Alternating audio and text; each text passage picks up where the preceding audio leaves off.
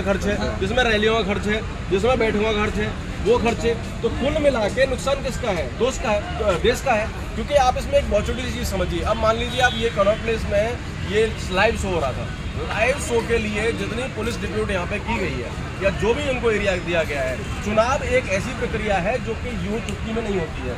उसके लिए संसाधन लगते हैं, साधन लगते हैं, सुरक्षा लगती है। और सुरक्षा एक सिर्फ बोलने से कुछ नहीं होता है। अभी जब कसाब को पकड़ा गया था तो उस पर 1 महीने का सुरक्षा का खर्च 1 करोड़ रुपए था, ठीक है। तो जो सुरक्षा लगती है विधानसभा और लोकसभा में मतलब बराबर अलग अलग, वो उसको एक खर्चा हो जाएगा निश्चित तौर पे। दूसरी चीज़ संसाधन, जैसे आप मान लीजिए कि पूरी टीम लगी हुई है वोटर अपने इनकी पर्यवेक्षकों की वोट कराने के लिए, उसी में एक बार में लोकसभा का हो रहा है, एक बार में एक ही बार में उसका विधानसभा का हो रहा है, तो एक वोटर एक ही बार में वोट डाल देगा। तो निश्चित तौर पे ये बहुत बड़ा कदम है। और मैं चाहूँगा कि इस पर सारी विपक्षी पार्टी जो 26 पार्टी वहाँ पे बैठी हैं, आज 28 हो गई है वो पार्टी, 2 पार्टी और मिल गई हैं, उसमें एक महाराष्ट्र की मिली है और एक मेरे ख्याल से उसमें आपकी ये साउथ की मिली है, तो आज 28 पार्टी हो गई है। तो मैं चाहूँगा कि 17 खानदान जो वहाँ मिले हैं, मैं उनसे रिक्वेस्ट करना चाहूँगा कि वो करीब हर 15 दिन में एक मीटिंग करें, क्योंकि जब मीटिंग कर रहे हैं तब मोदी साहब कुछ ना कुछ कर रहे हैं और मोदी साहब कुछ ऐसा कर रहे हैं कि इनको दर्द दे रहे हैं। तो दर्द भी छोटा मोटा नहीं है, ये दर्द बहुत बड़ा है। क्योंकि आप इसको समझिए, आप इसको ऐसे समझिए कि अभी जब एक वोटर वोट करने जाता है तो क्योंकि वोट की प्रक्रिया और वोट की तारीख अलग अलग होती है, अवधि उसकी अलग अलग है, ठीक है। अब जब 5 साल में दोनों ही चुनाव एक साथ होंगे तो निश्चित तौर पर वोटर का जो दिमाग है वो क्लियर होगा जी, एकदम विजन क्लियर होगा कि मुझे किसको वोट करना है।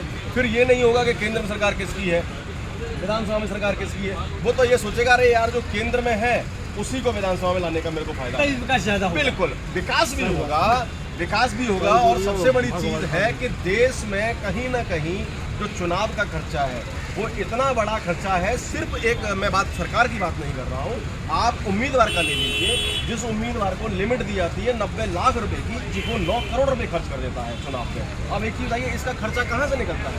खर्चा कहाँ से निकालेगा इसका आदमी? इसका खर्चा कहाँ से निकालेगा? इसका खर्चा निश्चित तौर पर वो कहीं ना कहीं अपने लोगों से ही निकालेगा। जो भ्रष्टाचार है, जिसको हम भ्रष्टाचार बोलते हैं, भ्रष्टाचार है क्या? करप्शन है क्या? करप्शन ये है कि जब एक उम्मीदवारी के लिए एक उम्मीदवार 5 करोड़, 3 करोड़, 4 करोड़ की राशि खर्च करता है एक टिकट के लिए, उसके बाद वही उम्मीदवार चुनाव में जीतने के लिए फिर से 5 करोड़ खर्च करता है, कितना हो गया? 10 करोड़। अब एक सांसद को अपने क्षेत्र में काम करने के लिए करीब 6 करोड़ रुपए हर साल मिलता है, टोटल मिला के 5 साल में 30 करोड़ रुपए। अब 30 करोड़ में से जो उसने 10 करोड़ पहले ही खर्च कर दिया है, निश्चित तौर पर वो करप्शन करेगा। तो अगर आपके चुनाव एक साथ होंगे तो उसमें खर्चा बचेगा, सबका बचेगा, चाहे विधानसभा का हो, चाहे लोकसभा का हो, उम्मीदवारों का हो, किसी का भी हो। और निश्चित तौर पर उसका फायदा देश को होगा। और देश किसको? लोकतंत्र को। लोग मतलब लोगों को। ठीक है, आपको लगता है कि इन 5 दिन में जो विशेष सत्र चलेगा, इन 5 दिन में फिर से मोदी सरकार विपक्षियों को इतना बड़ा दर्द देने वाली है जिसकी दवा शायद ना मिले? जी, इसमें मैं आपको एक चीज और जोड़ना चाहूंगा। हमारे देश में एक चर्चा बहुत दिनों से चल रही है, उस पर सरकार ने भी सर्वे कराया है, ऑनलाइन सर्वे कराया है, उस पर ऑफलाइन सर्वे कराया है, वो है आपका यूसीसी जी। तो मैं देखिए, सुगबुगाहट कहते हैं ना, उसको इतना आसान नहीं है, क्योंकि मोदी साहब जो करते हैं ना, बताते नहीं। मोदी साहब कैसे करते हैं? मोदी साहब ये नहीं करते। 2014 से पहले बम पूछता था कि भैया मैं बम हूँ, जैसे मुझसे ही पूछ रहा है कि बम हूँ, फट लूं? तो मैं क्या बोलता था, आ गए हो तो फट लो। तो अब वो वाला हाल नहीं है, मोदी जी वाला ये काम नहीं करते हैं। मोदी तो ये काम करते हैं कि तुम बम हो ना, तो ठीक है, गड्ढा खोदा और अंदर डाल दिया साले को, जिंदगी भर नहीं फटेगा। तो मोदी साहब का जो बम नहीं करते, मोदी जी करते हैं ब्लास्ट। और ब्लास्ट तो ऐसा होता है कि अभी जो 26 मिल रही है ना, आप देखिए चुनाव आने तक ये 56 हो जाएंगी और 56 हो जाएंगी, और चुनाव आने तक और जैसे ही चुनाव डिक्लेयर होंगे ये 56 के 6 ही रह जाएंगे। आप इस बात को समझिए कि 26 है क्या। वो 26 की मैं आपको थोड़ा सा विवरण दे देता हूँ। 26 में 7 ऐसी पार्टियां हैं जो खुद कांग्रेस को तोड़ के बनी है, 7 पार्टी, ठीक है। उनमें प्रमुख पार्टियों के नाम ले रहा हूँ आपके सामने। एक तो है कौन सी? मोदी मतलब ममता दीदी ने झोगड़ा किया और झोगड़ा करके अपना पार्टी बना लिया, ठीक है, एक पार्टी। दूसरी पार्टी कौन है? जो चाणक्य बोले जाते हैं हिंदुस्तान में, जिनको राजनीति का चाणक्य बोला जाता है, जो अभी अपने भतीजे से ही डिफीट खा रहे हैं, ठीक है, पवार साहब, ठीक है, एनसीपी, आपकी केरला की एक कांग्रेस पार्टी, वो है, एक एम है, एक वो है, एस है, 2 पार्टी, ऐसे करके 7 पार्टी हैं जो बड़ी बड़ी पार्टी है। 7 पार्टी वो है जो कभी एनडीए का हिस्सा रही है। अब 14 पार्टी उन 26 में ऐसी हैं जो कि कुछ भरोसा नहीं है उनका, ठीक है। तो आप उस विपक्षी पार्टियों पे कैसे भरोसा कर सकते हैं?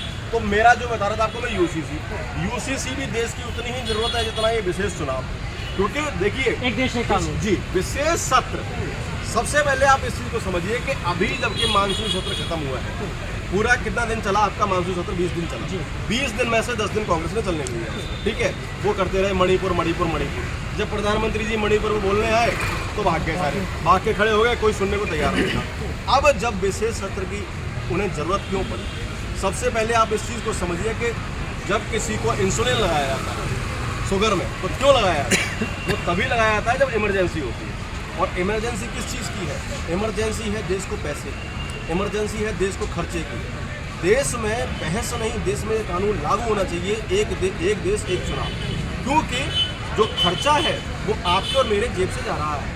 किसी भी सरकार जो आज की तारीख में फ्रीबीज दे रही है, हर प्रदेश में अरविंद केजरीवाल साहब यहाँ सरकार बनाने के बाद पंजाब में जाते हैं, पंजाब में जीत जाते हैं, उसके बाद एमपी में जाते हैं, छत्तीसगढ़ में जाते हैं, गुजरात में जाते हैं, 3 स्टेट में उन लोगों को फ्री की गारंटी दे के आते हैं। आप मुझे एक चीज़ बताइए, फ्री की गारंटी, जिस आदमी को 5 रुपए के पेन की रखने की औकात नहीं है, वो दूसरों को फ्री देगा क्या? वो फ्री देगा क्या? खुद नौटंकी बात, पूरा 1200 रुपये का पैकेज है, 400 रुपये की शर्ट, 600 रुपये का पैंट और 5 रुपये का पेन और 400 रुपये की चप्पल, टोटल 1200 रुपये का पैकेज है खुद।